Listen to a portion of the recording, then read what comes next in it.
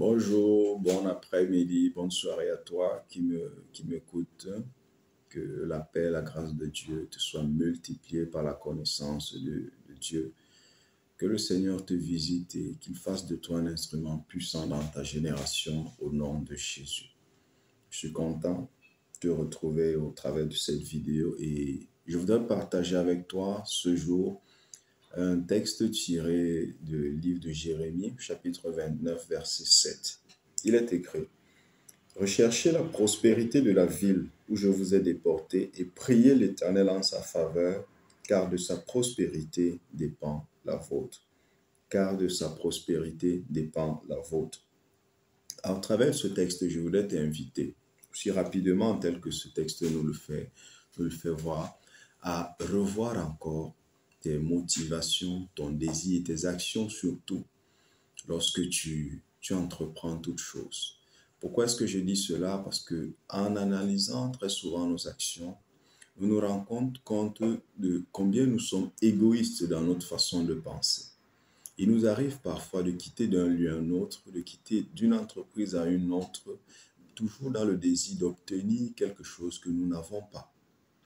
Et lorsque nous y sommes, nous travaillons d'arrache-pied, très souvent pour obtenir cette chose-là, mais nous ne nous soucions pas du bien-être, de l'épanouissement, de la prospérité de ce milieu, de cette famille, de cette société, de cette ville, de cette nation où nous nous trouvons.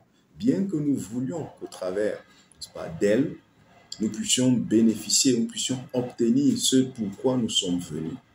Et le Seigneur nous interpelle et surtout il nous donne une recommandation, une piste que je t'invite d'ailleurs à pouvoir suivre dès aujourd'hui. Déjà te posant la question, cette entreprise où je suis en train d'aller, celle-ci que je laisse pour aller là-bas, c'est parce que j'y vais trouver quoi? Cette famille dans laquelle je suis en train de partir, ça peut être pour passer des vacances, je ne sais pas trop quoi, pour séjourner, pour un bref moment, cette nation, cette ville, etc. Qu'est-ce que j'y vais trouver là-bas? Est-ce que je me préoccupe également, en second, est-ce que je me préoccupe également de sa prospérité, de ce que le Seigneur puisse la visiter, de ce qu'elle puisse également avancer? Ça, c'est une question que nous devrions nous poser. Et le Seigneur, au travers de cette parole, nous demande de rechercher la prospérité de la ville où je vous ai déporté. À la place de ville, tu peux insérer tout ce dont nous avons essayé de lister là. Famille, quartier, entreprise, société, pays, tout ce que tu veux. Insère ça là-bas dedans. Et la Bible dit, priez l'Éternel en sa faveur. Bien-aimé, je voudrais t'inviter à adopter de telles attitudes, à ne pas être un mercenaire, un calculateur, un capitaliste à outrance, à tel point que tu ne fais aucun cas de comment est-ce que peut être le bien-être de ceux ou celles qui sont là où tu es en train de t'y rendre pour obtenir ce que tu cherches, pour vivre, c'est pas peut-être ton rêve. Et donc de revenir à ce verset et prendre appui, prendre repère pour avancer, afin que tu puisses poser des actions qui soient des actions qui sont conformes, qui sont justes selon la volonté de Dieu. Et donc ne plus être égoïste dans ta façon d'agir, mais que l'amour se manifeste, que l'amour émerge de toi et t'amène à rechercher le bonheur de celui. Ça peut être un quartier où, ça peut être une ville où pendant que tu vois comment est-ce que tu es en train d'émerger, pendant que tu recherches, n'est-ce pas, ce profit, ce gain-là, tu vois la destruction s'abattre. Tu vois la dépravation des mœurs, tu vois la désorientation de la jeunesse, tu vois tellement de choses de mauvais. Tu peux te lever et prier l'Éternel en la faveur de ce lieu, en la faveur de cette entreprise, etc., etc.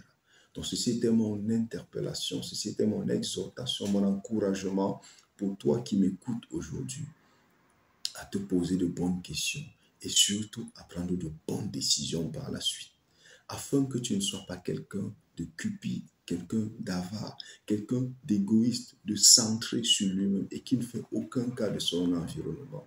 Il faut que ta vie soit une bénédiction, soit la réponse à la prière de quelqu'un, à la difficulté de quelqu'un, à la souffrance d'une nation.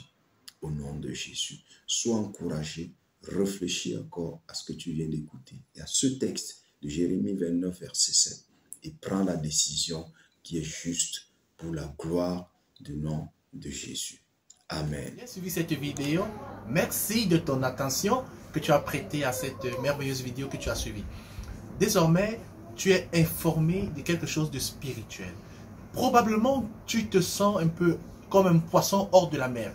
En suivant tout ce qui a été dit, tu n'as peut-être pas encore eu une approche réelle envers le Seigneur. Peut-être tu es allé à l'église, peut-être tu as connu des choses vers la Bible avec des frères, mais tu sens dans ton cœur que tu es encore hors de cette enceinte spirituelle, de la fraternité. Et tu n'as pas encore vraiment donné ta vie au Seigneur. C'est le moment le meilleur, celui-ci. Alors, pour donner ta vie au Seigneur, c'est la chose la plus simple, c'est l'ABC que Dieu a fait pour que le salut soit plus proche de toi que jamais. Alors, tu peux répéter après moi cette prière avec tes propres paroles, mais fidèlement dans le sens que je vais prier. Seigneur Jésus, merci pour ta parole. Je te reçois dans ma vie. Je te donne ma vie et je te reçois comme mon Seigneur et mon Sauveur personnel. Oui, aujourd'hui, c'est un nouveau jour pour moi. Pardonne-moi de mes péchés. Je reconnais avoir fait du tort à mon prochain. Pardonne-moi au nom de Jésus. Merci parce que tu m'accueilles dans ta famille. Amen. Gloire à Dieu. Si c'est ton cas, waouh, bienvenue dans la maison du Seigneur. Tu peux écrire ou tu peux nous appeler à cet email ou à ce numéro de téléphone qui va s'afficher et fais-le immédiatement. Si pourtant tu as déjà connu le Seigneur, c'est une bonne chose, mais tu sens que ta vie spirituelle ne va pas exactement comme elle devrait aller. Il y a des blocages, il y a des choses qui ne vont pas, il y a le péché, il y a plein de trucs. Ne te préoccupe pas, mais tu peux changer de vie. Tu peux aussi nous contacter. Tu peux nous appeler ou nous écrire à ce contact, email le numéro de téléphone et on pourra faire un chemin de conseil et de soutien pour ta foi. N'hésite pas à le faire immédiatement. Que Dieu te bénisse et à la prochaine. Au revoir.